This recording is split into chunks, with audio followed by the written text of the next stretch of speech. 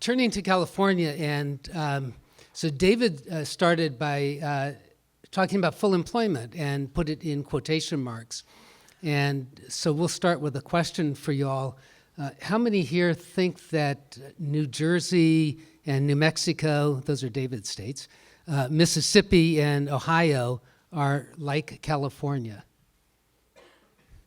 Okay, so you all passed the test. Mine is entitled California Sliding into Full Employment Without Quotation Marks. And so I want to use some imagery, and given that the new manager of the Los Angeles Dodgers is being hailed as the new Walter Alston, I thought I'd put up a picture of the late, great UCLA Bruin Jackie Robinson sliding into home base in the first game of the 1955 World Series. That's Yogi Berra that he beat out. That's the only relationship of baseball to the rest of the presentation. But it is sliding in, and there's something to that imagery, because when you go into a slide, what you do is you sort of leave this very fast running, and the friction of the ground slows you down. And that imagery is kind of what's happening in the California economy. So let's just take a look at employment. And this is a chart that I've shown many times before. The bottom line on this chart is non-farm payroll employment. It comes from something we call the Establishment Survey. This is the data set that gives us the numbers that you hear on the radio when you hear that California has added 30,600 jobs. That's non-farm payroll jobs. And as you can see, it's been trending upward. The upper line there, the green one, the red one rather, is total employment, sometimes called household employment because it comes from a survey of households. It also includes the self-employed, the 1099s, and farm workers, but both of them have the same basic trend. Both of them are more than 5% above the previous peak. And if we just look back at the last couple of years, what we see is this strong trend is at 3%, at least 1% higher than the rest of the US. And one has to ask the question, well, how long can that go on? So if you think about a population that might be constant, that 3%, eventually every man, woman, and child in California is employed. So we know we're not going to get there. And what we want to do is try to get a handle on where does this slow down, how does it slow down, and what does that portend? The growth in California, and right after the Great Recession, we were talking about this bifurcated California. The growth in California is widespread geographically. In this chart, you see on the left-hand side, you see Silicon Valley and San Francisco. And just to digress for a moment, we were talking about the risk to the forecast, and one of the risks might be a slowdown in the purchase of equipment and software. If that's the case, we're going to see it first in the Bay Area in California, so something to keep your eyes on. But look at this chart. There's employment gains in the Bay Area. We're not seeing that. The red is the U.S., and the Bay Area is, as it has been for a number of years, fast outpacing the U.S. But this is more widespread. It's the Inland Empire. It's Orange County. It's Los Angeles. It's San Diego, all growing faster than the U.S., Sacramento and the Delta region. The only ones that are not growing faster are right here, the East Bay, and that's kind of curious, and I want to come back to that in a moment. You would think that the East Bay would be growing faster than the U.S., given what's happening in the West Bay, that there'd be these spillover effects. You see those in Southern California with the Inland Empire, but you don't see it in the East Bay. And then the next two are Jefferson. Those are the counties up at the northern part of California, and after we get the next go-round in elections, a particular ballot initiative is going to change the employment picture here, because some of the employment is not being reported now in their major industry up there in Jefferson. And the San Joaquin Valley, where the drought and low energy prices have depressed employment growth. But if you notice, all three of those are still growing, just not as fast as the U.S. So let's come back to the East Bay, because this relates to our topic later today. The East Bay is located close to these fast-growing regions, but has less expensive office space. So traditionally, firms in the West Bay have used the East Bay for back office activity. And if you just kind of look at the East Bay's breakdown of employment growth, you find that almost all sectors are growing. But those that are not growing, they're not really declining. That's just a bit of a scale here, because that's only a few thousand jobs. It looks like it declines, is about 10% of employment. And that 10% is in finance, accounting, legal, consulting, advertising, and design. And those are activities that we're going to talk a lot about today, activities that are now facing automation, facing robotization, facing artificial intelligence, and we're not seeing the increase there. And that may be, we don't really have deep data on it, but it may be the explanation for why the East Bay is lagging behind.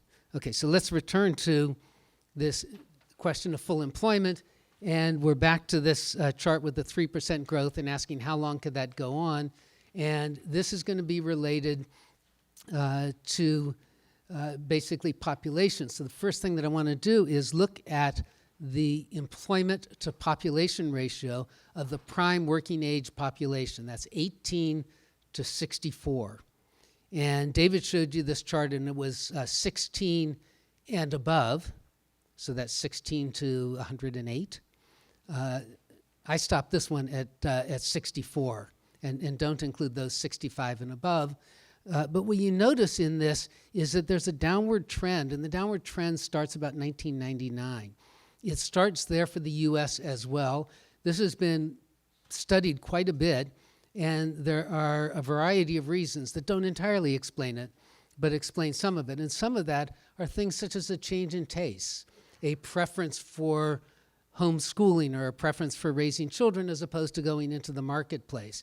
And so you see a fall off in labor force participation for these kinds of reasons. But this is a pretty solid trend that we've seen. If we extend that trend, then you see the green line goes through it. The green line is the employment to population ratio, and we're already above that trend.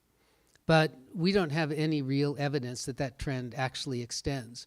So suppose we just need to get back to the 2007 peak, that the trend went to there and now has flattened out, but didn't turn around. Well, we're not there yet, but at the rate of employment growth that we have, we're going to be there in a few months. We're pretty close.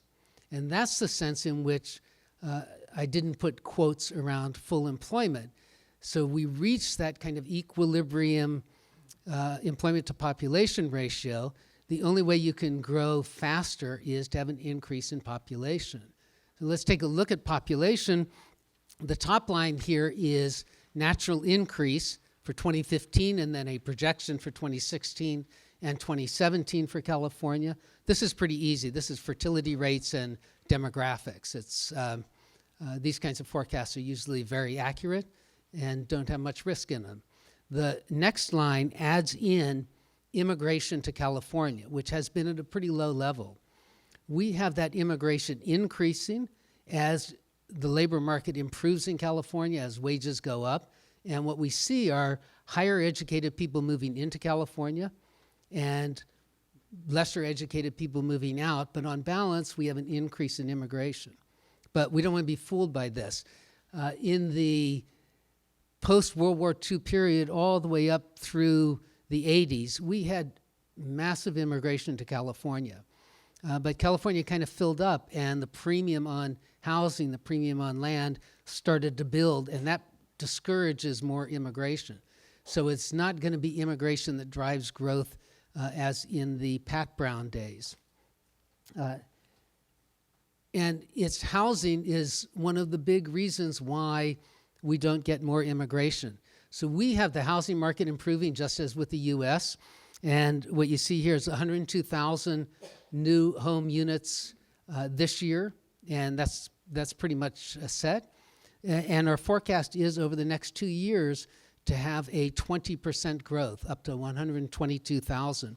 And if we compare that to the historical numbers, what you see now here, the forecast is in rust brown, and what you see is this is sort of a natural increase, very consistent with our U.S. forecast. brings us back to maybe sort of the low end of a normal California housing market. Nothing extraordinary, but pretty good growth. It's 20% in 2 years, 20% above where we are today. Given kind of the difficulties of building in California, that's a pretty sizable increase. But if you take that 122,000 and divide it by the number of housing units in California, what you get is just about 0.9% increase in housing units, just about the same as we have population growth. And what that means is that we are not going to see an increase in supply drive down the cost of housing in California, and therefore the cost of housing in California will still be a deterrent to more immigration. And so those are the kinds of things that are going to limit the supply of labor into California's labor markets. So that means that growth is going to slow. It's going to slow from 3%, but sometimes you hear pundits say, California is slowing down or the U.S. is slowing down. Slowing growth doesn't mean turning around. It's not like the myth of Sisyphus of pushing this rock up the hill and then you get tired and you go slower and kind of slower and then the rock rolls on top of you and back down the hill. Growth depends on the demand for goods and services. And the things that are different about California, so the U.S. forecast is pretty good, but the things that are different about California that we have to look at to ascertain are they going to turn around are housing, which we just looked at, and then transportation and logistics, because California is the port of entry for industrial goods from Asia, tourism, big industry in California, and government. So I want to quickly look at each of these and kind of get a sense of, is California, in fact, on the verge of not just slowing down because of moving in towards full employment, but actually turning around and going the other direction. So we'll look first at traffic at the seaports. The top line here is imports, and this is Oakland, Long Beach, and Los Angeles. The bottom line is exports. For all the reasons that David told you, exports have been weak and even declined some. We have in the forecast some slight improvement in the rest of the world, so we don't expect that to be a further drag, and increases in consumption in the U.S., that's going to increase imports. So we're now at record levels of goods, of containers going through our ports. We expect that to increase, not a sign of weakness. We see a similar thing in high-value goods through our airports of SFO and LAX. And if you look at the regional airports and packaged goods, you see the same thing. A little bit of fall off in the last couple of months, but still year-over-year gains. In terms of tourism, so you saw on David's chart that the dollar is getting to be more expensive. It doesn't seem to deter international arrivals. These are international arrivals on the top at LAX and the bottom SFO, and they're at record levels. So California is certainly remaining attractive to foreign tourists. With all of the things that are going on in the rest of the world, we anticipate that U.S. Citizens are going to be more reticent to do that European vacation. And so where do you go on vacation? Well, how about Disneyland? So domestic tourism, we expect to pick up as well. So leisure and hospitality ought to be doing well. From government, we get sales tax revenue. This is indicative of consumption, and that's growing modestly. And we get income tax revenue. Have to be a little careful here because we have Prop 30 tax surcharges on that. That starts in 2012, but a solid upward trend indicating increases in income in California. So all of those suggest that California growth rates will slow down, but growth is not stalling because the U.S. economy is growing, and that's driving logistics and transportation, tourism driving leisure and hospitality, high rents, residential construction, consumers are driving retail, and government revenues mean that we're having increased, modest, but increased government expenditures. So all of that leads us to our forecast of 3% growth in employment this year, but then slowing to 2.3% and then 1.6%, and we expect thereafter it to slow even further as we kind of converge on those population growth rates. Unemployment rate reaching full employment, no quotation marks, at sometime in 2016 and dropping to 4.9% in 2017. Pretty good personal income growth, and then I showed you earlier housing and population.